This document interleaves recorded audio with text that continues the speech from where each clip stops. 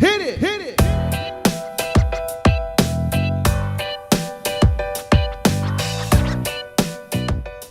All right, it's time for the bobble stitch square.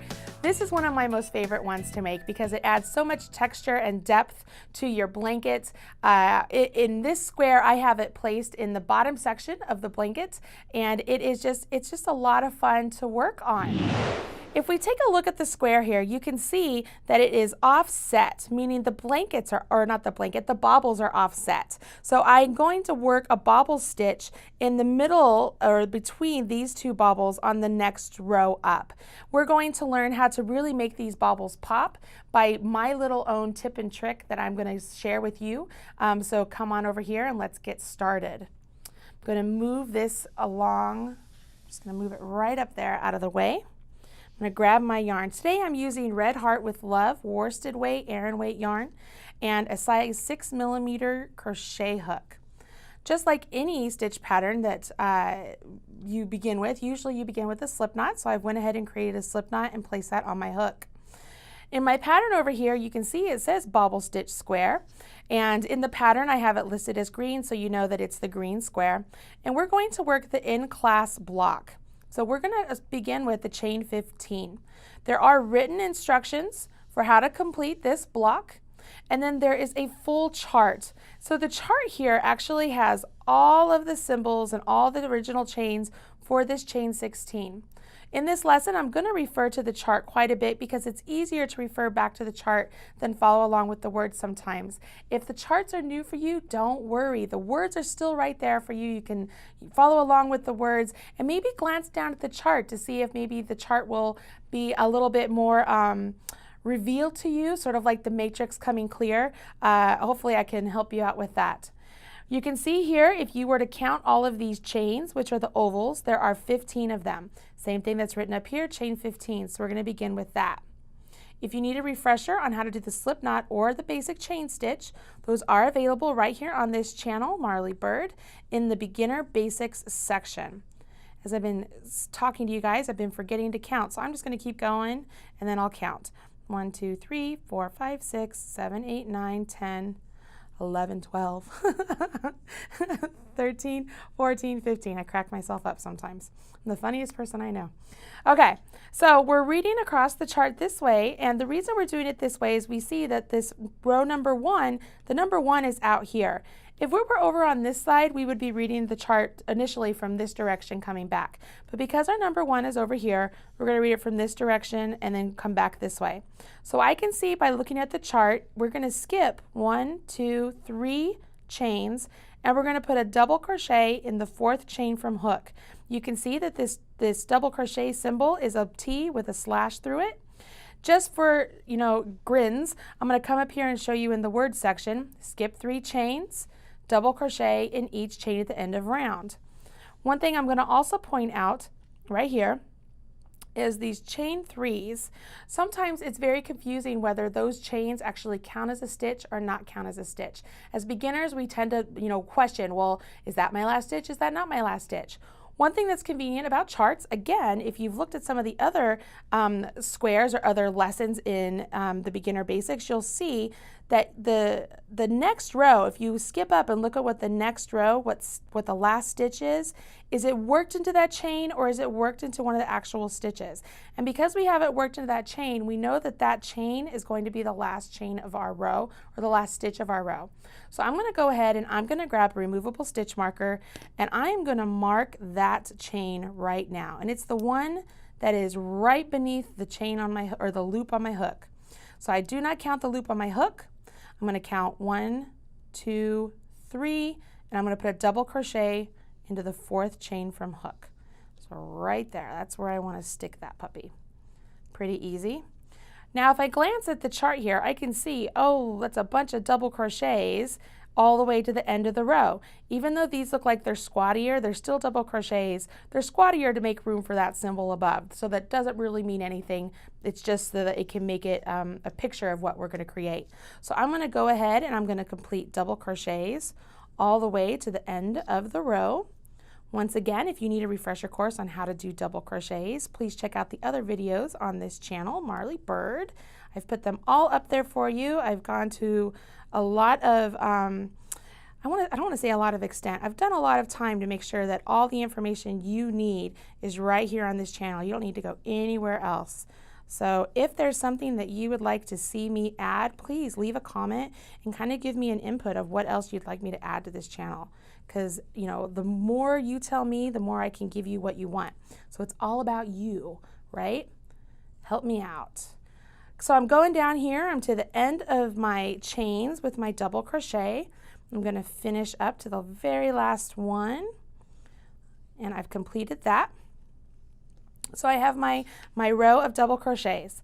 I can see over here on row 2, you can see my number row 2, there's a chain 1 out here, and then I'm going to do 2 single crochets in the top of those 2 double crochets. So I'm going to chain 1 and turn. I'm going to remind you that it does not matter whether you chain 1 and turn or turn and chain 1. So I'm going to put 2 single crochets. Then it has this funny looking symbol, and see how it looks like it's a bunch of double crochets, but they're all finished with one little top hat. This is the bobble stitch. What we're going to do is we're going to create 1, 2, 3, 4, 5 partial double crochets, and then we're going to yarn over and draw through all of the loops on our hook to create it so that it's one stitch. So we're going to do that like this. Listen to me as I talk through this and work along with me. Yarn over your hook, go into the next stitch, yarn over your hook and pull up a loop. You now have 3 loops. Yarn over hook, draw through 2. You're left with 2 loops. Do not complete the double crochet by yarning over and pulling through 2. Stop there. So that's our first partial. So we're going to do our second partial. We yarn over our hook, go into the same stitch, pull up a loop, yarn over our hook, draw through 2. It's our second partial. Yarn over our hook, go into the stitch, yarn over your hook, pull up a loop, yarn over your hook, draw through 2. We have 3. Yarn over our hook, go into the stitch, yarn over your hook, pull up a loop, yarn over your hook, pull through 2. So that's 4. Yarn over your hook, go into the stitch, yarn over your hook, pull up a loop, yarn over your hook, and pull through 2. So that's 5. You can see it gets a little bit crowded right there. Here's a little tip. If you've lost count along the way, say the kids came in and, you know, Mom, what's time for dinner? Or what are you going to have for dinner? You can count how many loops are on your hook, and you're going to have one more loop than you have partially completed double crochets. So that's a quick way for you to say, how many did I complete? Okay, so that was my original loop. 1, 2, 3, 4, 5. Cool, I've done my 5. So I have my 6 loops on there. I'm going to yarn over my hook. I'm going to draw my hook through all 6 of those, all of them at once. Give it a pull, give it a nice snug, okay? Here's my tip. This is not written in the pattern. This is purely my tip for you, okay? When I pull stitches together like that, I like to finish them off with a chain 1, and then I pull that chain really tight. And what that does is it makes those bobble stitches pop. Now it's important to remember that you've added that chain 1, because when we do our row coming back, we do not want to put a stitch into that chain 1. We're just going to let it disappear. It's purely there to make our stitches pop out, okay? That's my little designer tip to you guys, okay? I've had a lot of people who will say to me, well, wait a minute, Marley, I like doing bobbles, but they tend to be really flat. I don't see what you mean about getting all this texture, because I just don't get that. That's how I create the texture for my bobble. We can look in the chart here. It says a single crochet in the next 3 doubles, so that's what I've just done. And then we have another double crochet bobble sticking right here. So we're going to complete another one of those. Yarn over your hook, go into the stitch, yarn over, pull up a loop, yarn over, draw through 2. We're going to do that a total of 5 times. Again, what's really cool is I can sit here and talk to you guys as I'm completing it, and in the end, I can count the loops on my hook to see if I have the full 5. So I don't have to worry too much about counting right here at the beginning. So 1, 2, 3, 4, 5, and then there's my 1 extra 6. So I have 1 more than I need, which is perfect. 1 more loop than I have completed. Yarn over, pull through all of them, give it a little pull, and then I'm going to add with my chain 1 to really make it nice and snug and let it pop out. You can finish this row with the 3 single crochets. 1, 2, 3. And in the chart, you can see it does 1 more bobble, so I'm going to do that. I'm not going to talk you through this one. I know you can do it. You've done 2 so far. At this point, you should know how to do it. Be no problem. It can be, oh my gosh, look at me. I'm so talented because it's all about being the coolest in your stitch group, right? Absolutely. See, Marley Bird taught me. So I finished it off. I'm tightening up. I do my chain one, and then I can see here in my chart, I have a single crochet into this double, and then I'm putting that single crochet into the third chain of my turning chain, which I was smart enough to mark before. So I'm going to do my single, and I'm going to put my single right there into that turning chain. Okay? If I were to set this down, you can see right here, there's our 3 bobbles. There's our 3 bobbles in the chart. The next row is super easy. I'm going to go ahead and I'm going to grab my marker here. I want to point out down here at the end of row 3, this double crochet is going to that single. It's not going into that chain 1. So I'm going to put my marker in the top of that single crochet. So I know that's the end of my row. I'm on row 3. It says chain 3. 1, 2, 3. And this is super easy, right? It says double crochet. Now, as beginners, we tend to think, okay, we got to put this double into this single we just finished on the last row. But by looking at the chart, we can see, no, these chain 3s are counting as a stitch right there above that single crochet. So we will not put our double into that single. We're going to begin with our double into the second single. So if I yarn over, I'm not going to go into this one. I'm going to go into this one, right? That's going to be my first double crochet. And then it shows that you just double crochet along the whole way back. This is the part that I wanted to remind you. Do not count that chain 1 that I told you to do as a stitch, otherwise you'll have too many stitches. So right here I'm coming up, I can see my chain 1, it's right there, because I pulled it really tight, so it's a really tight stitch. Then I have the top of my bobble, it's kind of this elongated V. It's really kind of easy to find because it's so elongated. And I'm going to put my double crochet into that. And then I know I have 3 singles, so I'm going to put a double crochet in each single, all the way across, and then again I'm going to put my double not into my chain, but into the top of the bobble, which is that elongated V. It's the top of the stitch right there.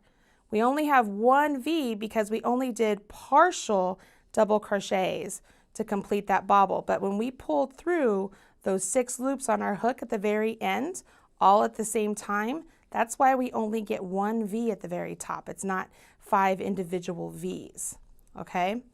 So at the very end here, if I were to go back and count all my stitches, I would have the same number of double crochets as I began with in my foundation chain. So I'm going to set that down. I'm turning this around as if I had turned it. You can see I've completed this, this, and this, and I would carry on.